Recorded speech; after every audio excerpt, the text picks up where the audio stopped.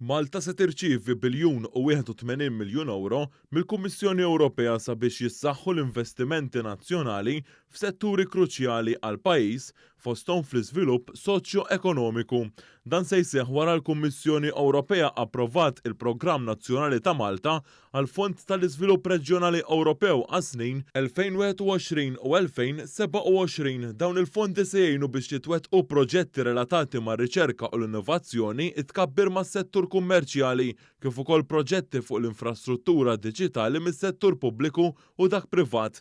Dwar dan il-pakket ta' fondi One News tkellem mas-Segretarju Parlamentari responsabbli mill-Fondi Ewropej Chris Bonnet. Dan huwa bil-kbir l-ikbar pakket ta' fondi illi għandna mill-fondi l-ġodda illi jessek il-bambini rrit mis-sena d-dieħla nibdew nofqhom f'proġetti kbar. Dawn imissu ma' kollox mal-infrastruttura, mas-saħħa, mat-turiżmu, mal-kultura.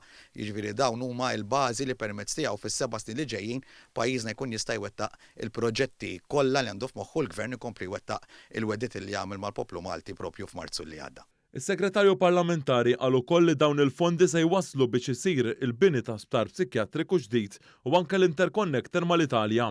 Min-naħa tiegħu il-Ministru għall-Ekonomija, il-Fondi Ewropej u l-Artijiet Silvio Xkembri qal li din hija aħbar tajba għal pajjiżna u li fis-snin li ġejjin se jsiru diversi proġetti sabiex tissaħħaħ l-ekonomija ta' Malta.